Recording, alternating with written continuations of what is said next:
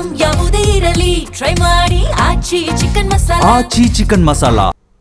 Nashik TCS ವಿರುದ್ಧ ಮತ್ತೊಂದು ಗಂಭೀರ ಆರೋಪ ಕೇಳಿಬಂದಿದೆ. ನನ್ನ ಪತ್ನಿಯನ್ನು ಕೂಡ ಟಾರ್ಗೆಟ್ ಮಾಡಿದ್ರು ಅಂತ ಮಾಜಿ ಉದ್ಯೋಗಿಯ ಪತಿ ಇಲ್ಲಿ ಆರೋಪವನ್ನ ಮಾಡಿದ್ದಾರೆ.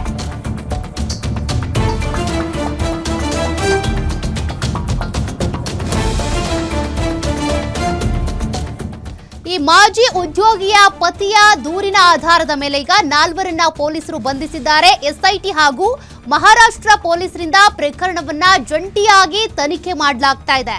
4 ಆರೋಪಿಗಳ ವಿರುದ್ಧ ಲೈಂಗಿಕ ದೌರ್ಜನ್ಯ ಆರೋಪ ಹೊರಿಸಿ ಬಂಧಿಸಲಾಗಿದೆ.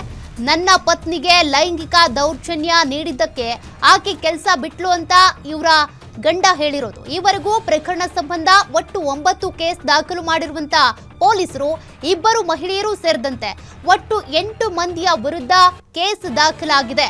ಬಗೆದಷ್ಟು ಬಯಲಾಗ್ತಾ ಇದೆ ಈ ಒಂದು ನಾಸಿಕ್ ಟಾಟಾ ಕನ್ಸಲ್ಟೆನ್ಸಿ ಸರ್ವಿಸ್ನ ಒಂದಷ್ಟು ಕರ್ಮಕಾಂಡಗಳು.